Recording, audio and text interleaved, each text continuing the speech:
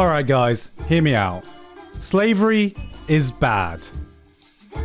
But I'm constantly on a journey to find the next great anime, the next great manga, and nowadays we are spoilt for choice. Recently, I just finished Vinland Saga Season 2, which is a masterpiece that shook me to my core. A human story so powerful, it can not only give you a great experience, it can change your outlook on life. It's shows like these that reminds me why I love the medium so much. But on this never-ending journey, some days I wake up and I remember, wait a minute, I'm a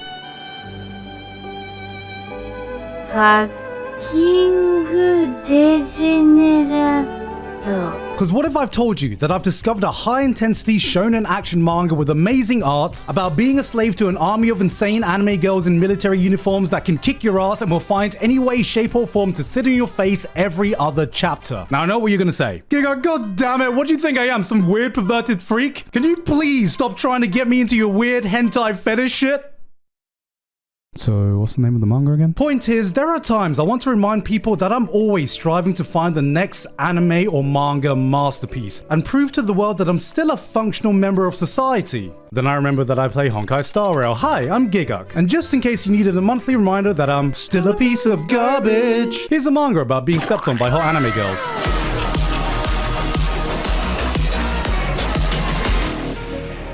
Before we get stepped on by degeneracy, why don't we step on over to today's sponsor, PUBG Mobile. PUBG Mobile is an extremely popular free battle royale shooter with 8 different classic maps and a plethora of different game modes. With the ability to compete in team deathmatches, classic battle royales, arcade games, and the new World of Wonder creation mode where you can create and play your very own maps, it's no wonder this game continues to be a blast every time I log in. Things have gotten even better with their 2.7 update where PUBG Mobile paired with one of the most iconic anime of all time, Dragon Ball Super. Not only does this mark the first time Dragon Ball Super has teamed up with a mobile-only game, but their collaboration has led to a variety of amazing game perks that you don't want to miss. There's a new Dragon Ball Super themed game mode that allows you to discover new areas built to replicate famous locations from the series like Dragon Ball Village, Tenkaichi Budokai, Kame House, and Karen Tower. You can even collect all 7 Dragon Balls to receive powerful in-game buffs. Not forgetting you can also gain access to new skills and items like the Kamehameha, a powerful ki move, Sensu Beans to help restore your health, the Dragon Radar which helps you to collect and find Dragon Balls, the Hoi Poi Air Car, and more. You can even use Ki to upgrade your materials which will come in handy while playing the new Dragon Ball Super Battle Royale mode. Here you can play as characters like Son Goku, Vegeta, Frieza, Piccolo, and Ultimate Gohan. Use their unique skills in battle and strive to be the last one standing within this new map and mode. Guys, you do not want to miss this 2.7 update, especially if you're a Dragon Ball Super fan or just a fan of great games in general. So, just click the link in the description to download and start playing PUBG Mobile for free today.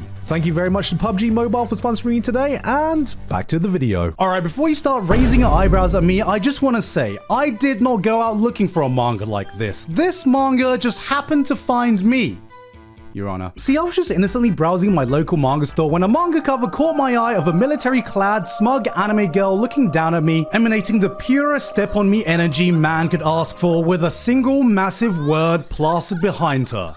Slave. And my brain went, huh. Mato Seihei no Slave, or Chain Soldier, asks a simple philosophical question to all the guys in the world. Would you sell your dignity to be stepped on by a group of hot anime girls? Yes. In the manga's fictional apocalyptic year of 2020, a dangerous dimension called Mato emerges all over Japan, bringing with them monsters that terrorize the world and cause various disasters. Fortunately, with these monsters have come a new tool humanity can use to combat them.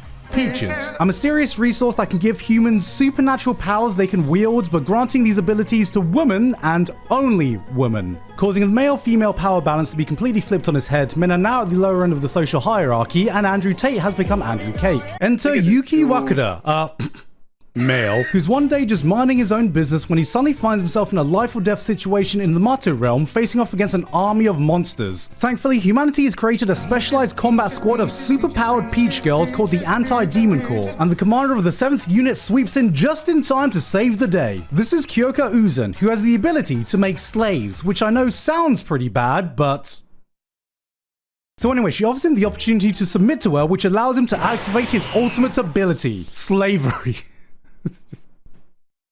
god. Transforming him into the super powerful combat form that can decimate the monster army. This gives him the chance to be the hero he always wanted to be, but unfortunately, men can't technically join the Anti-Demon Corps. But it's okay because they found a little loophole. He joins the 7th unit and moves into their all-female residence to the dismay of all the girls that live there, and has to prove his worth by becoming their caretaker, being a stay-at-home dad, doing the housework, and cooking up a mean meal in the kitchen. It's got that secret ingredient. Ooh, and what's that? Come. Okay, I know that description makes it sound like it's some weird harem ecchi shit, but hear me out. It's good weird harem ecchi shit. This is a manga written by the same guy who did, oh no. But okay, regardless of your opinions of Akame ga Kill, and God knows I have my opinions, I think there's one thing we can all come together to agree on. Esdeath was bloody hot.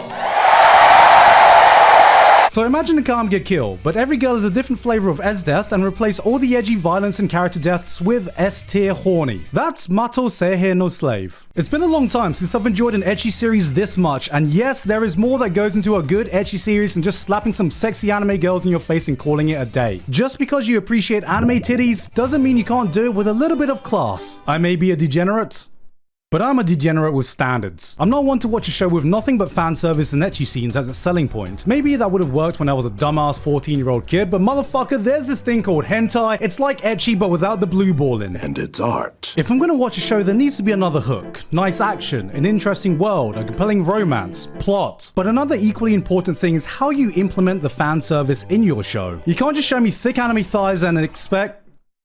Sorry, I got distracted. You can't just show me thick anime thighs and expect me to be impressed, and one thing I absolutely despise is when the fan service gets in the way of the action. Nothing quite kills an action scene faster than when you're fully invested in a fight. It's exciting, you're into it, your heart is pounding, the next big punch is about to be thrown, then the series goes, alright, pause for a second.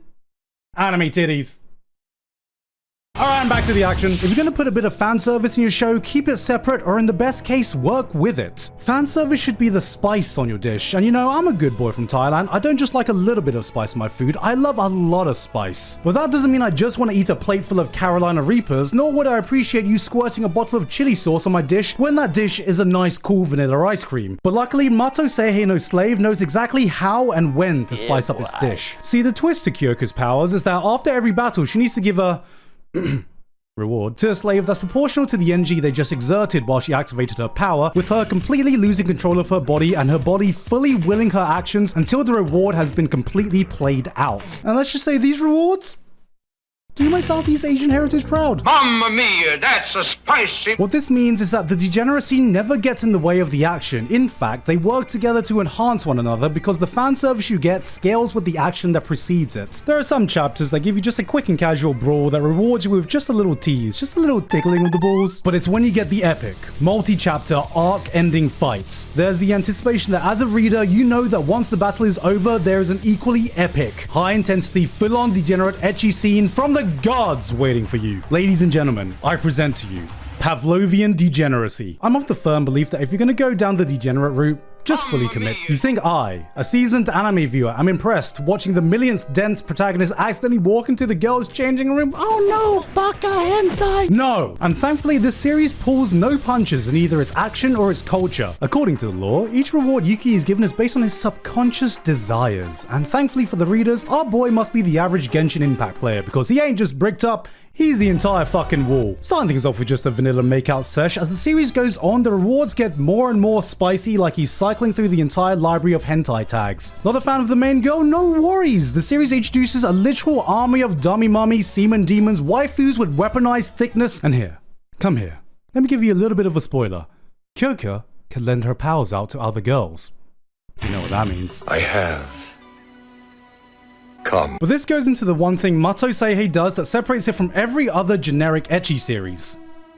It has plot. I'm not gonna lie and say that fan service isn't one of the main selling points here, but that doesn't mean there's not more going for it as well. For one, the action is actually pretty kick-ass that goes beyond, I'm gonna defeat you with the power of friendship and titties. Each girl's unique ability brings more dimension to the action than just, I'm gonna punch you, I'm gonna punch you really hard. All the fights have their own thoughts and tactics put into them based on the powers that are present on the playing field. There's a girl who literally just has Zodwaldo that she activates by doing a fucking JoJo pose. Another girl has an ability called Python where she has to pre-program her body movements like a goddamn software engineer, there's a MILF.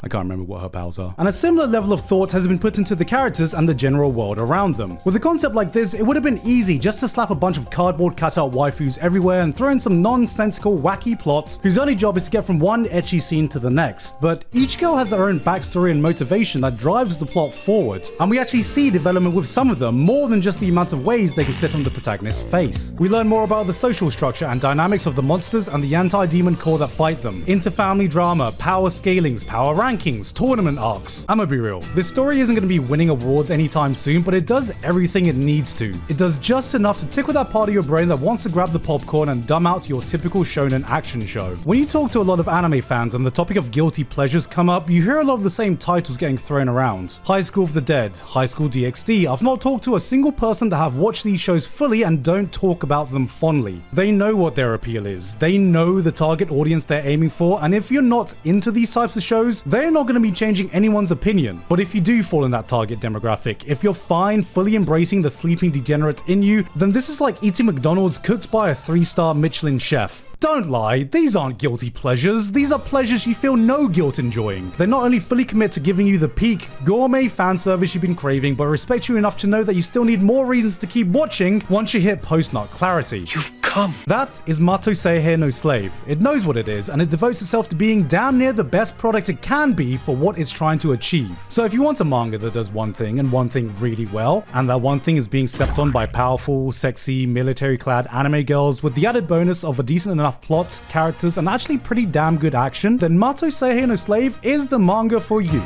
In conclusion, It should have been me, not him!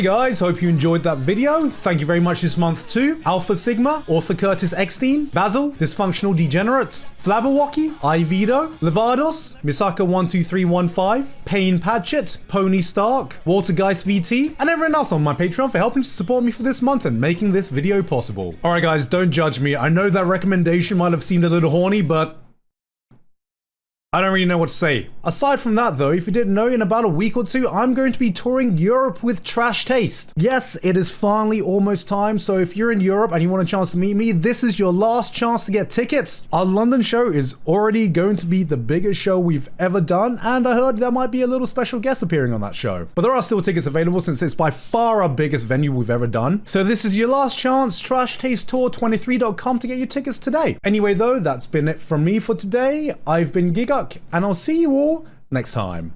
Bye.